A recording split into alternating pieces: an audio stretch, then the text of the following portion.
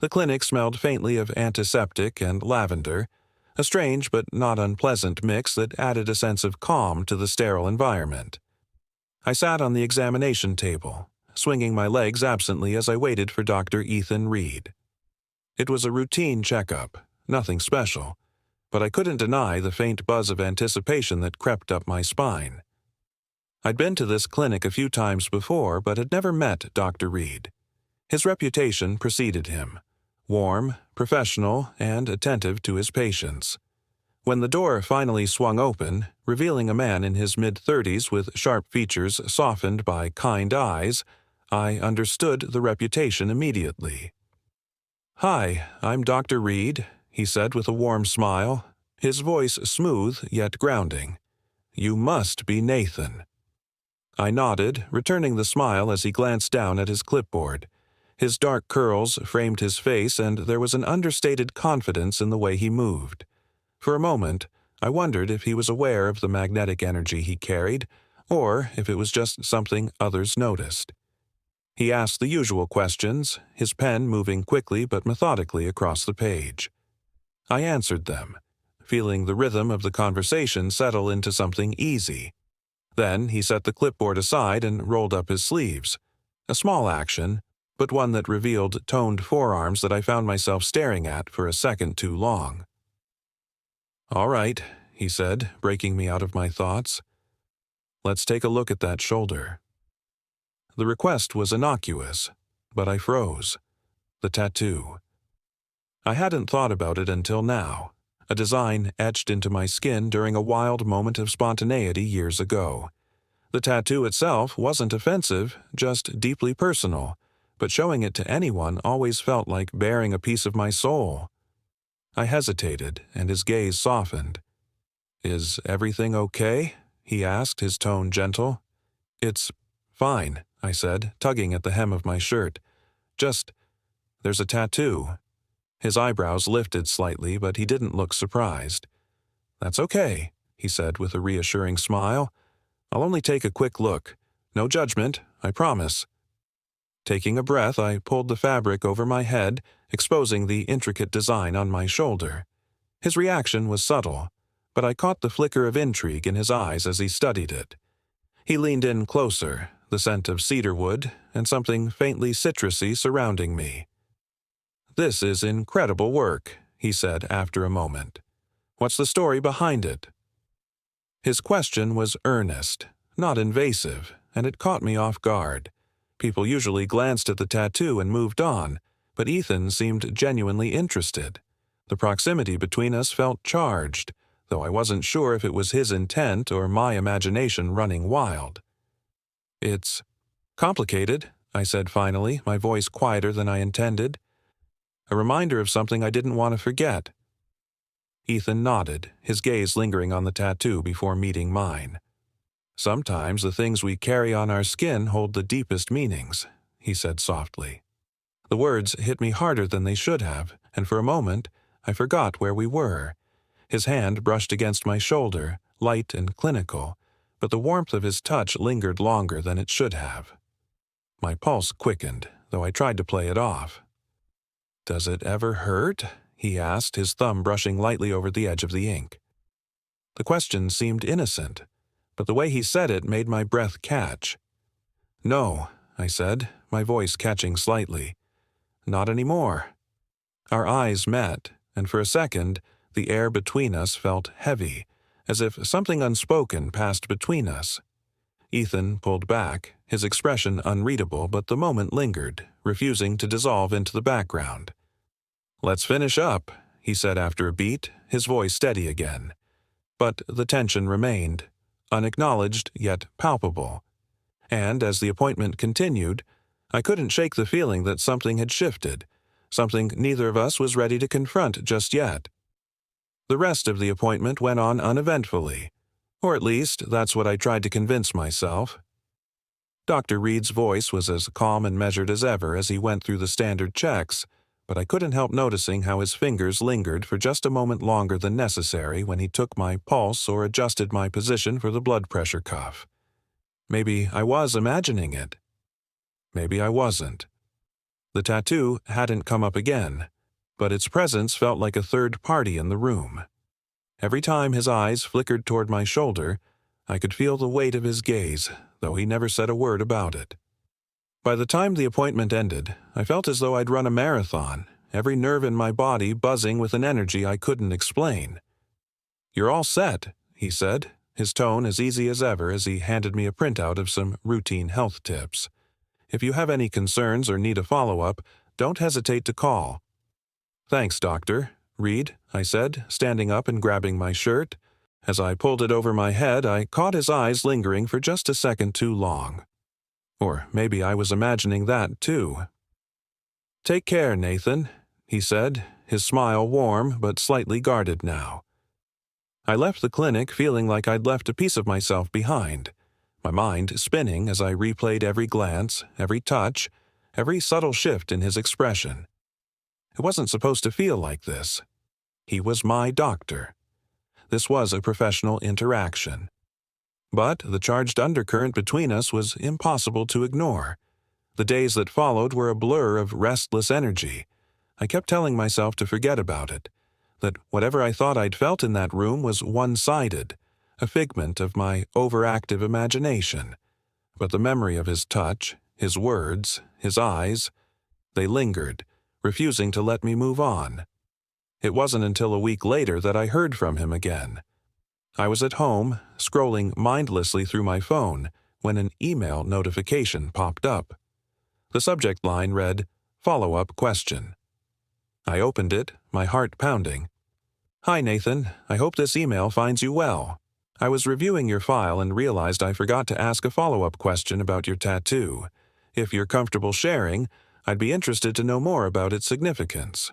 No pressure, of course, just professional curiosity. Best, Dr. Ethan. Reed, professional curiosity." The words were innocuous enough, but something about the way he'd phrased it made my chest tighten. I stared at the email for what felt like forever, debating whether or not to reply. Finally, I typed a response, my fingers trembling slightly.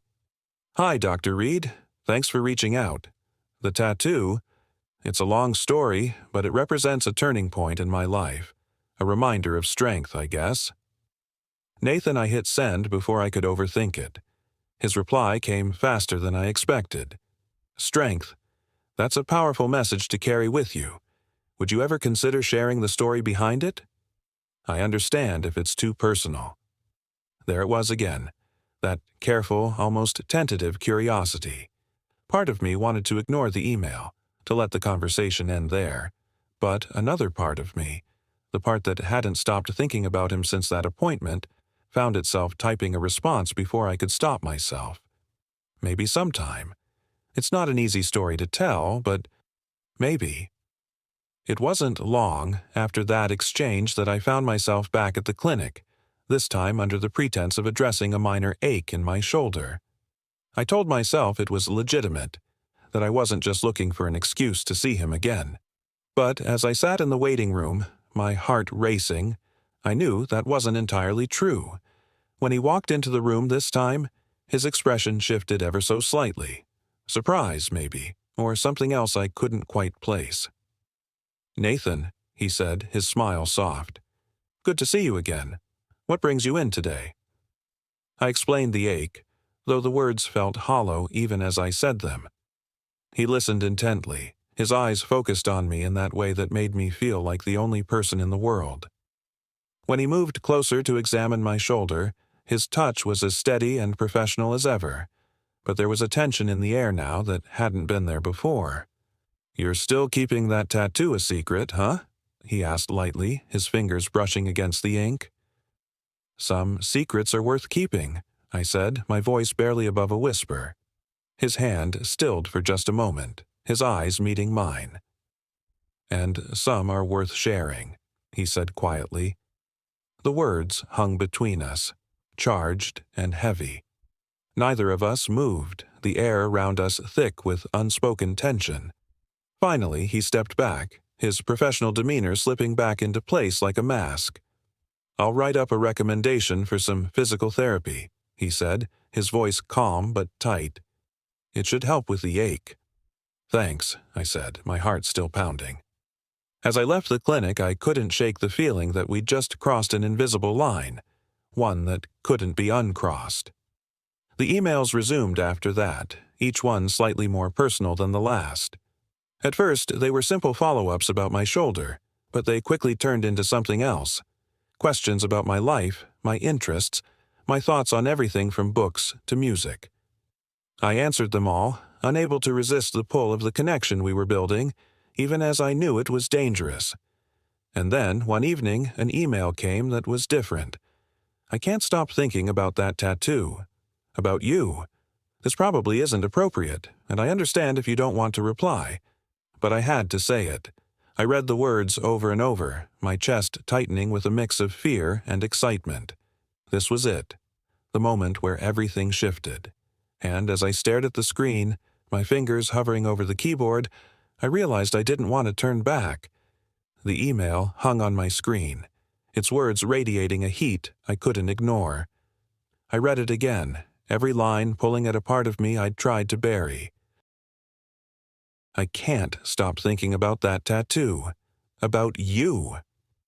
The admission was raw, unfiltered, and it unraveled the tenuous grip I'd held on my own thoughts since that first appointment.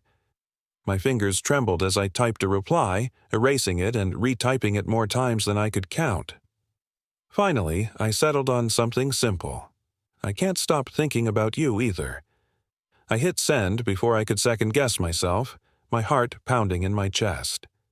The seconds that followed stretched endlessly, each one a tiny eternity of anticipation.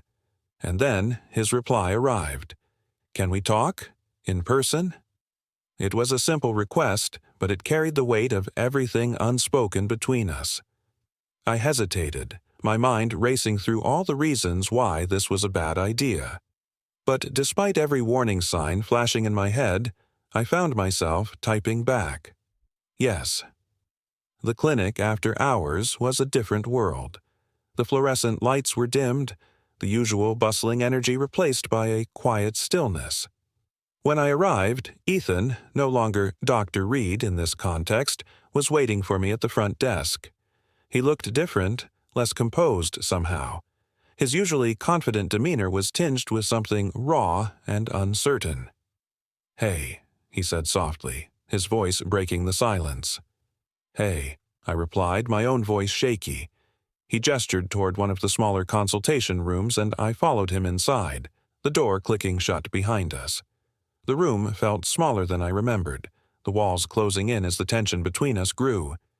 Ethan leaned against the counter, his hands gripping the edge tightly.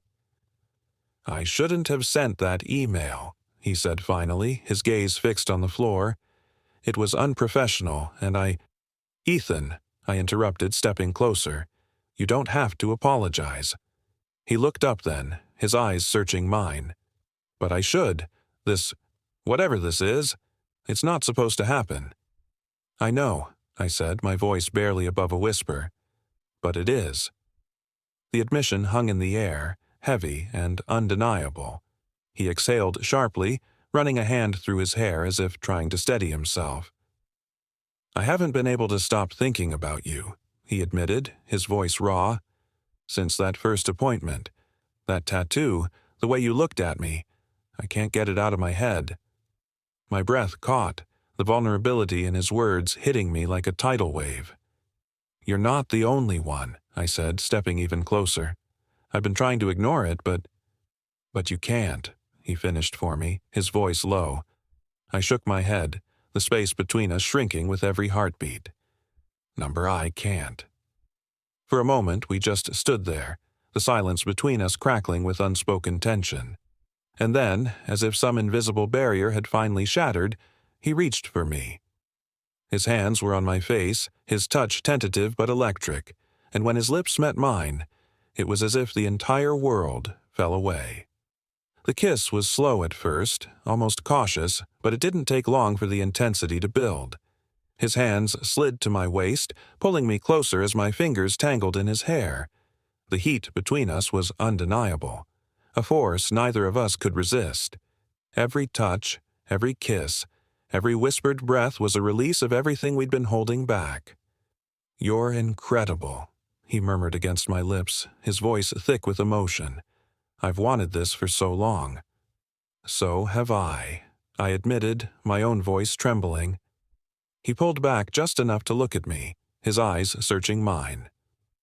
"Are you sure about this?" he asked, his tone laced with both hope and hesitation. "Yes," I said without a moment's doubt. "I've never been more sure of anything." That was all he needed. His lips found mine again, and this time there was no hesitation, no holding back. The world outside the room ceased to exist as we gave in completely, crossing a line that we both knew couldn't be undone. When it was over, we lay tangled together on the small examination table, the quiet hum of the clinic the only sound around us. Ethan's fingers traced lazy patterns on my arm, his touch grounding me in a moment that felt both surreal and utterly real. "I never expected this," he said quietly, his voice breaking the silence. "Me neither," I admitted, "but now that it's happened." "We can't pretend it didn't," he finished for me. I nodded, the weight of his words settling over me. "What happens now?" He exhaled softly, his hand stilling against my skin. "I don't know," he said honestly, "but I know I don't want this to end." Neither did I. But as we lay there, the reality of what we'd done began to creep in. This wasn't just a moment. It was a choice, one that would have consequences we couldn't yet foresee. And while the future felt uncertain, one thing was clear. Nothing between us would ever be the same. The air in the room felt impossibly still as we lay there, tangled in a mix of emotions I couldn't quite name. Ethan's hand remained on my arm, his touch light but steady, like he was afraid to let go. I wasn't ready for him to let go either. The weight of what we'd done lingered, both thrilling and terrifying, as if we'd broken a spell but had yet to face its consequences. He finally broke the silence, his voice soft but laced with vulnerability. "I've never done anything like this before," he said, his gaze fixed on the ceiling. "I mean, crossing a line like this."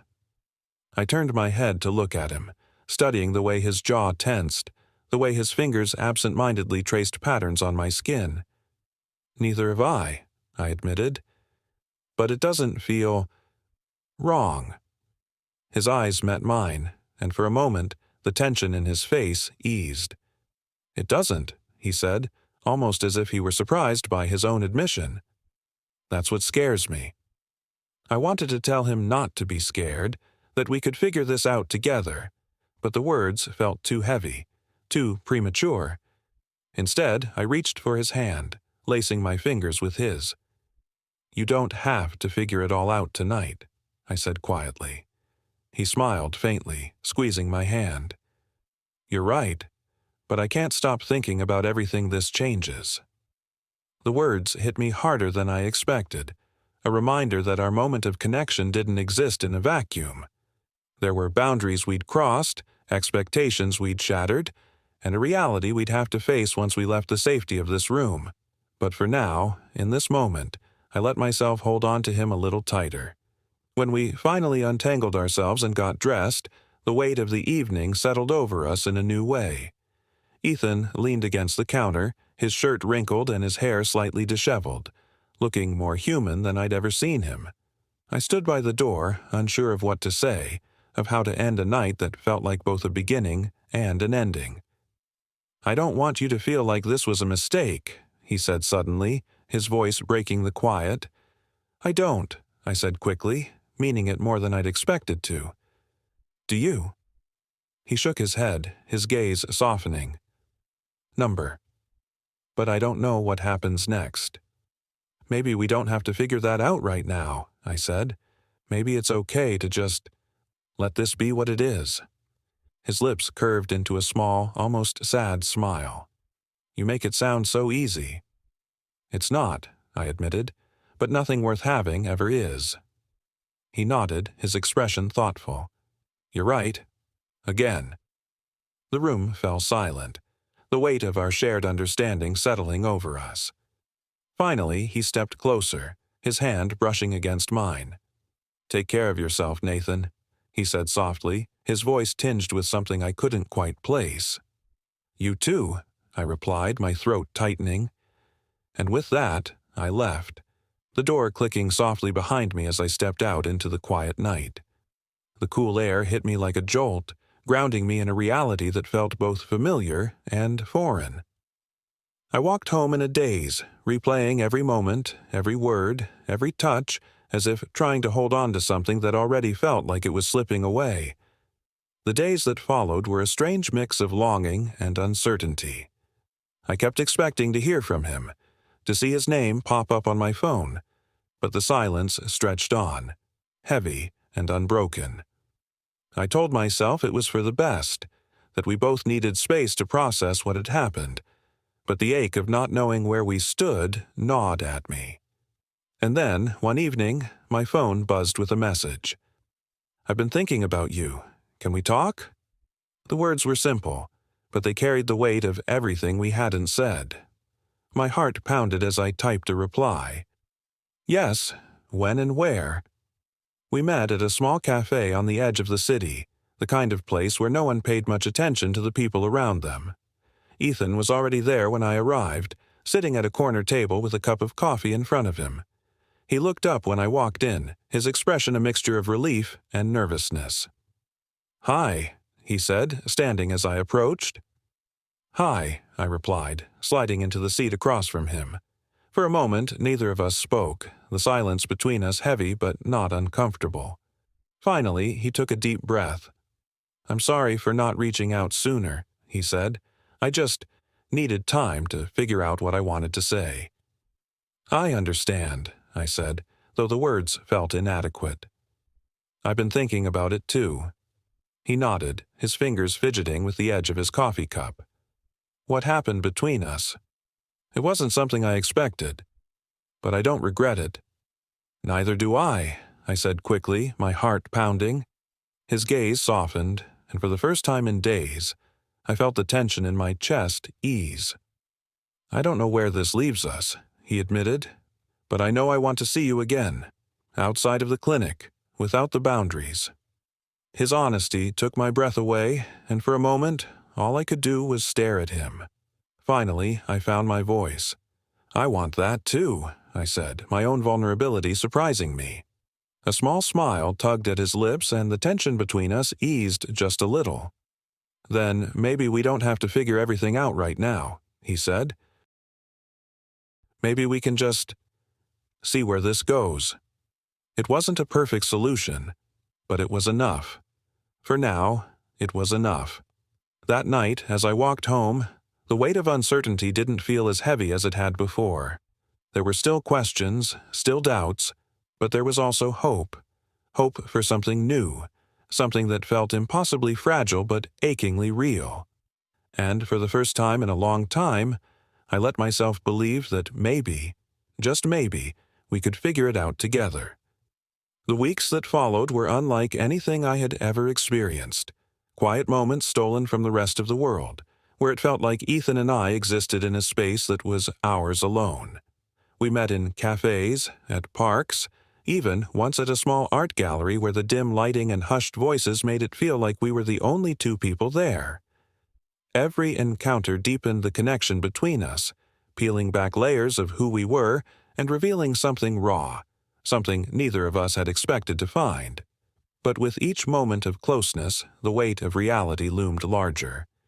Ethan was still my doctor, a fact that neither of us could ignore. And while we had found ways to exist in this fragile bubble, the boundaries we had crossed weren't ones we could undo. It was on one of those quiet evenings, sitting across from him in his apartment for the first time, that the cracks in our fragile facade began to show. The space was small but warm, filled with books and photographs that told the story of who he was outside of the pristine white walls of the clinic. I felt like I was seeing a side of him that few ever did, and it made my chest tighten with something I couldn't quite name. We were sitting on the couch, a glass of wine in each of our hands, when he finally spoke the words we had both been avoiding. "I don't know how long we can keep this up," he said quietly, his gaze fixed on the glass in his hand. Not without consequences. The words hit me like a punch to the gut, even though I knew they were coming. I've been thinking about that too, I admitted, my voice barely above a whisper. He looked at me then, his eyes filled with something I couldn't quite name. Fear, maybe, or regret. I don't want to lose what we have, he said, but I also don't want to put you in a position where this becomes more complicated than it already is. Ethan, I said, setting my glass down and reaching for his hand. We'll figure it out. Together. He squeezed my hand, his expression softening. I want to believe that, he said, but sometimes it feels like we're standing on a tightrope, and one wrong move could bring it all crashing down. I didn't know how to respond to that, because he was right. What we had was precarious, a delicate balance that could be upset by the smallest misstep. But even knowing that, I couldn't bring myself to let go. The night took on a heavier tone after that, the air between us thick with unspoken fears. We sat in silence for a while, the sound of the city outside filtering in through the open window. Finally, he broke the silence. Do you ever think about what might have happened if we hadn't met the way we did? He asked, his voice quiet. All the time, I admitted. But we did meet that way, and I wouldn't change it. He smiled faintly, his eyes meeting mine. Neither would I. The moment stretched between us, filled with a longing that felt almost unbearable, and then, as if drawn by some invisible force, he leaned in, his lips brushing against mine in a kiss that felt both familiar and new. It was slower this time, more deliberate, as if we were both trying to savor every second. When we finally pulled apart, he rested his forehead against mine, his eyes closed. I don't want this to end, he said, his voice barely above a whisper. Then it doesn't have to, I said, my own voice trembling. He opened his eyes, his gaze searching mine. But what if it does? What if this all falls apart?